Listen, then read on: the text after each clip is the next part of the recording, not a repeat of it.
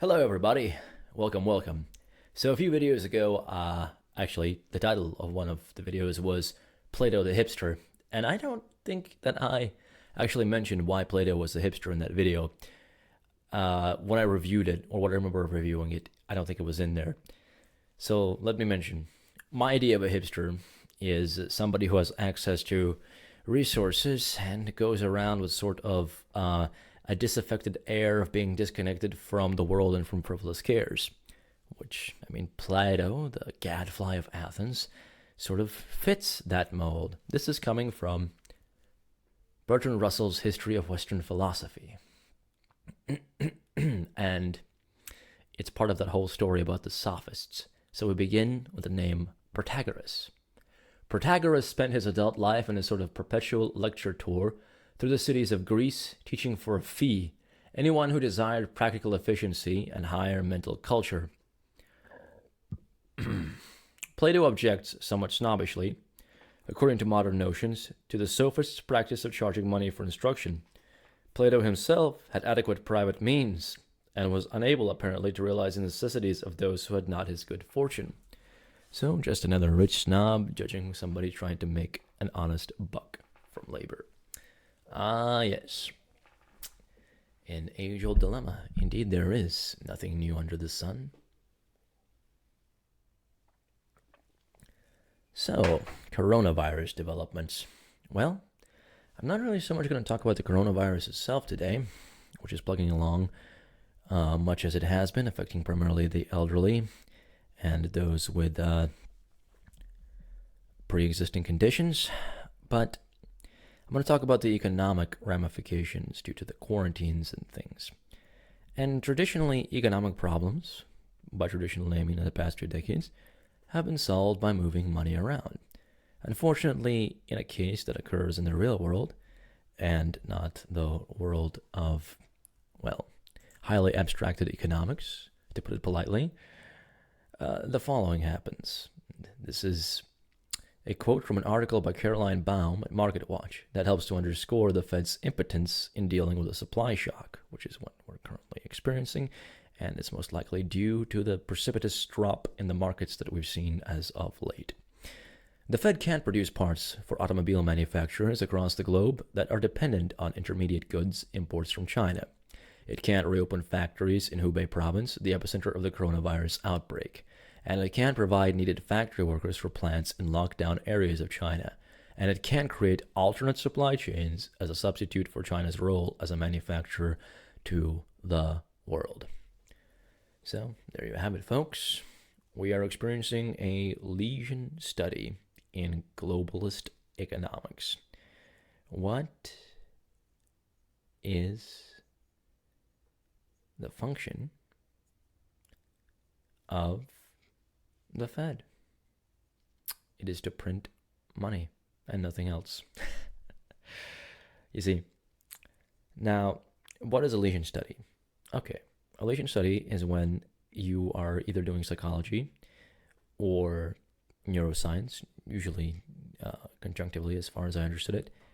And what you do is you damage or look at a person with a damaged area of the brain, and based on the behaviors that have been impaired, you make an educated guess as to what the function of that area was. I believe this is how Wernicke's area and other things of that nature were discovered. Well, what this Lesion study also demonstrates is the fact that our illness lies in reliance on manufacturing overseas. And this is something that, the Clintons kind of facilitated in the 90s, as far as I understood it. And it started with Nixon making inroads into China in the 60s. So, again, this is why I do not believe in a unipolar world. This is the sort of failing of, this global network of trade, wherein you have zones that specialize in certain things at the expense of, the economic sovereignty of other places. It makes everything highly, highly precarious. So perhaps something good will come out of this disaster in that more of us will realize that we need to bring manufacturing home. You know, this learn to code shit, it's intolerable. We don't need that many coders, we don't need that many apps. We need jobs that produce real tangible goods that are going to be there for people who will continue to need to make a buck. If they become automated, that's fine. Then we can talk about the Yang idea of universal basic income. But until technology reaches that point, which it's on a trajectory somewhat, but I highly doubt that within our lifetimes it will occur, what we need is a good manufacturing base. Whether it's done by people or by robots, but it's going to be done by people, and that's a good thing. Okay? This class condescension against work, this yuppie culture of going to college, it's collapsed in on itself. You see these people with these useless degrees that know nothing. English majors who don't know who Ralph Waldo Emerson is. Dandying about. Alright? So let's give them something to do. Let's make them into Emerson. Let's take that supposed intellectual capacity they have and marry it to the strengthening effect of real backbreaking labor. And not rely on slave labor from lands with a laxer view of human rights than ours. Shall we?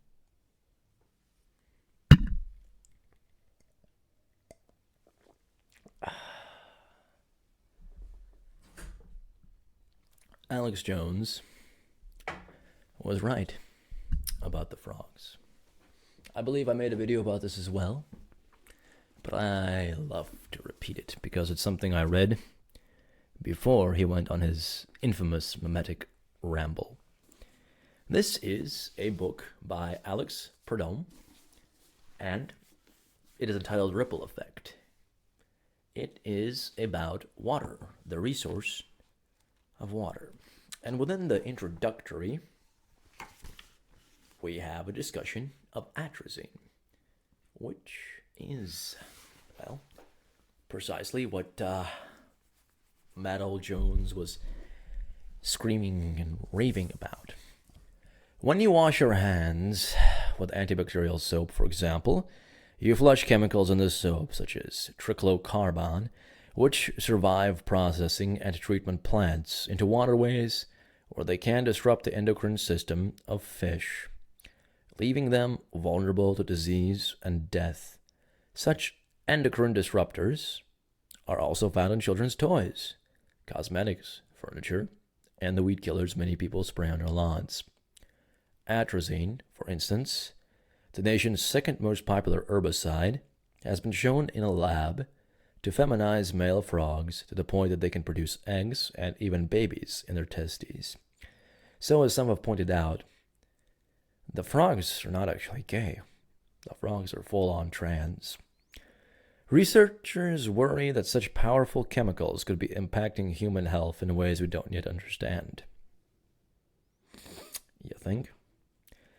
Perhaps causing feminization of birth defects in people, another kind of ripple effect is set off when you turn on a lamp or power up your computer. Electricity is generated by hydroelectric dams or by coal, gas, nuclear, or ethanol-fueled plants, which use large amounts of water for the manufacture and disposal of their fuels, for running their works, and for cooling the construction and operation of energy infrastructure, such as dams, transmission lines, and solar arrays, are water-intensive and impact the environment in countless ways.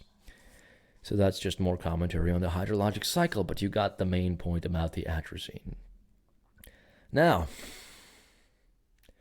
these stories, these books read by boffins who care about the environment, and then shouted about by madmen talking about Satanist aliens or whatever it is. Yeah? Perhaps there are Satanist aliens, perhaps there aren't. The point is, it's happening. The actual thing, the actual chemistry is happening. And we're all stuck on our pet political issues, on our sensational issues of global warming, and as such, the environment and our health suffers unnecessarily. You see, legacy pollutants and things. At the beginning of the 20th century, we were unaware of a lot of the deleterious effects of what our manufacturing did and dumped it willy-nilly as quickly as possible. Later on, all sorts of things, in the famous case at Newtown Creek, occurred like exotic bone cancers. And what is this high incidence of cancer that we're seeing? That we're always searching for the cure. Well, as is always said, ounce of prevention is worth a pound of cure.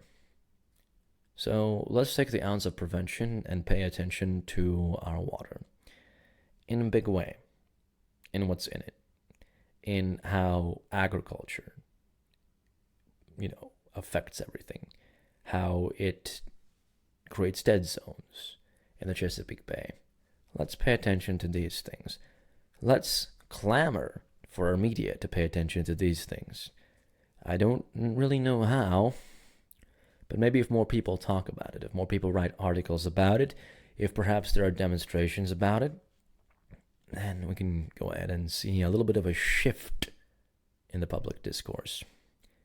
But largely things will probably remain the same because there is nothing new under the sun. Thanks so much for listening. If you enjoyed what you heard, go ahead and click that like button and subscribe. It helps me out tremendously. My main website is called fractaljournal.com, where you'll find stories, ideas, shitty webcomics, and more. As always, thank you for listening. Prost.